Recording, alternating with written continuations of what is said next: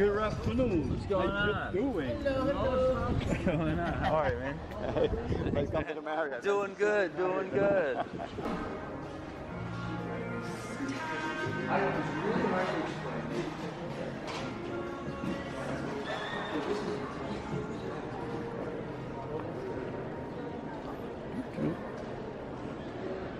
Nice, it's a coffee shop.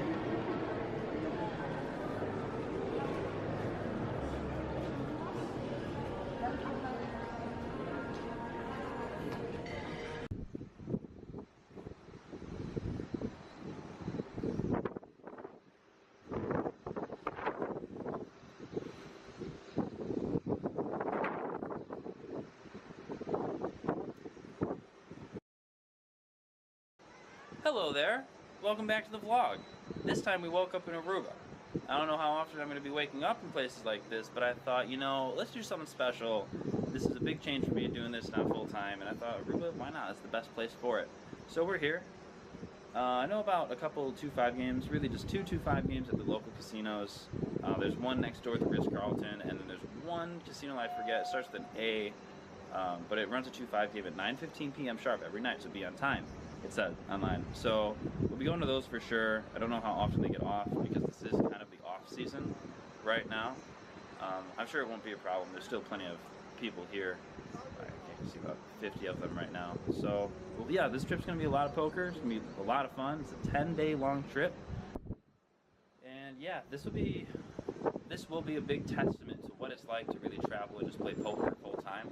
Really testing my skills against the rest of the world, and especially a majority of the world, seeing as this is like a melting pot of players coming from a like a touristy area. But the game should also be good for that reason, for that same reason. So this should be interesting. I'm really curious to see how I pit up against the random people in the world.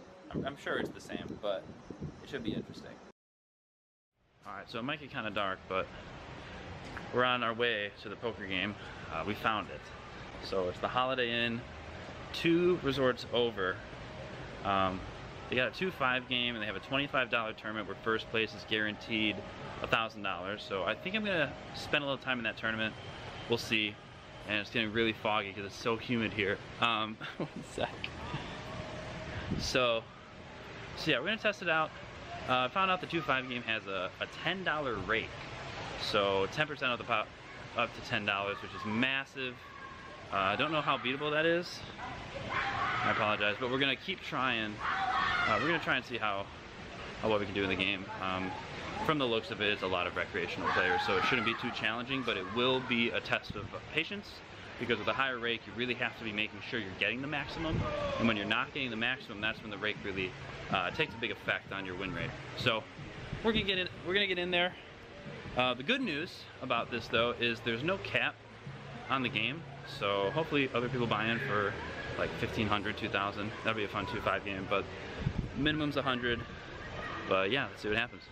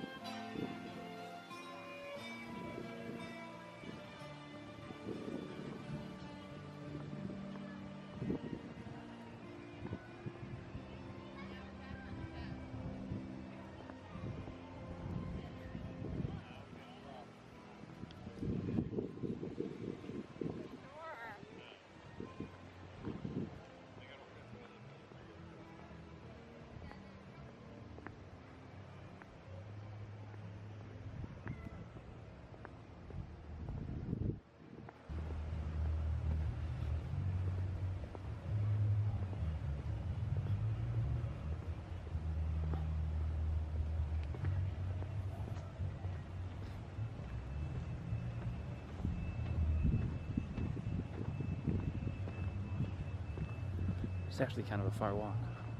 It's like 3 blocks, 4 blocks. Much farther than I thought.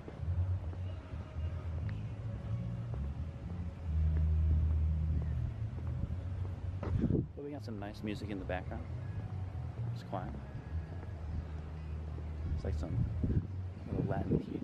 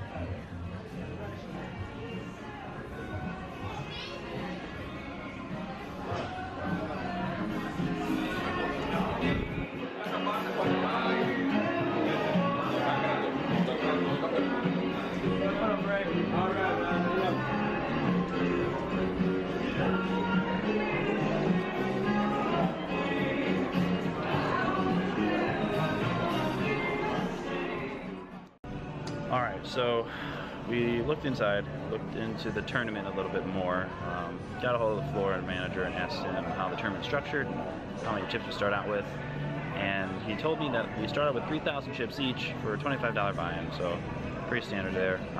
But the blinds go up every 18 minutes, and then after the first hour, they go up every 15 minutes. So it's a pretty quick structure, kind of more like a Hyper Turbo online with 3 minutes blinds every, or change of blinds every 3 minutes. So really fast, really not the best tournament structure to really win. But the benefit that's kind of pushed me towards playing is $1,000 for first prize guaranteed so long as 20 people enter the tournament. And so 20 people times 25, that's 500. So 2 to 1 on my money. So it's pretty good odds. So yeah, I'm probably gonna play in it. It's gonna get started here in the next 10 minutes. So yeah, we'll hop into it and I'll be back.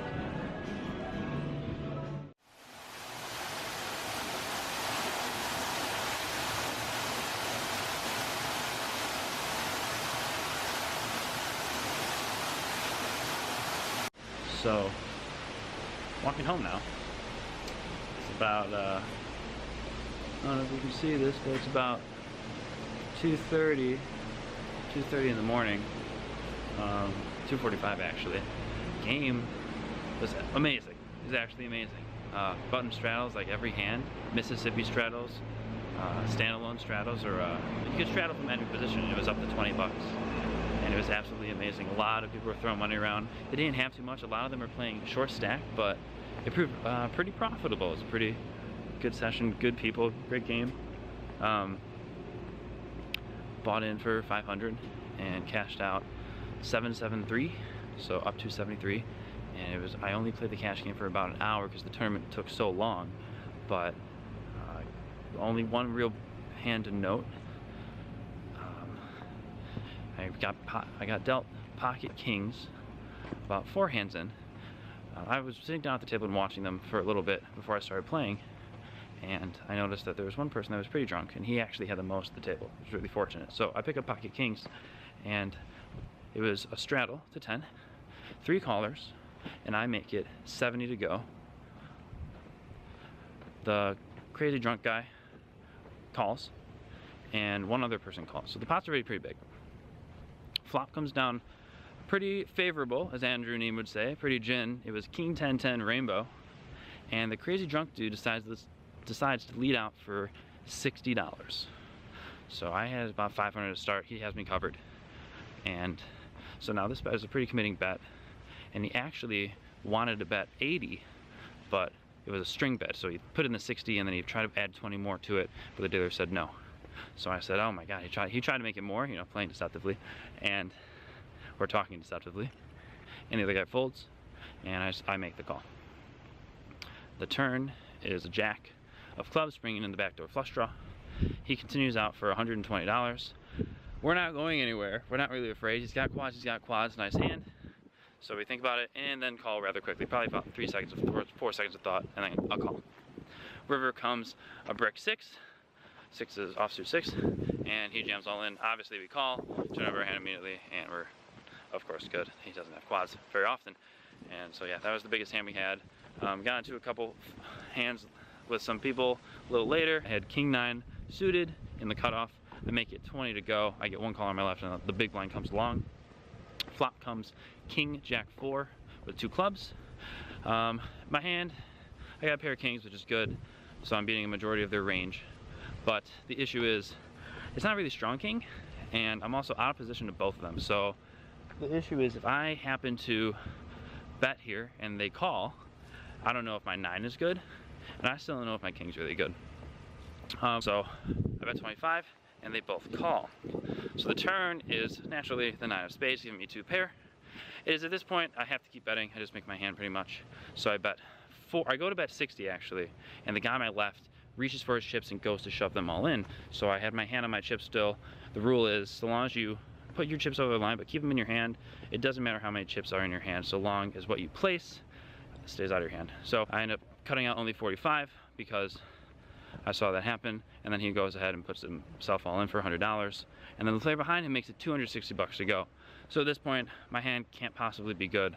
I got an all-in and a re-raise behind him, so I fold, and they both show Queen 10 for the turn straight. So lost a little bit of money there, but other than that, good session. First hand went up about 500, bet King's hand, and then that hand went down about 120, and then I just bled a little bit after that. But pretty common session, very fun. They run a 2-5 game every night, so I'll be sure to be back. And yeah, it was a lot of fun. Like, some of the coolest things that I love about this game is the people. Like, truly, I'm in a country where these people don't speak the same language as I do.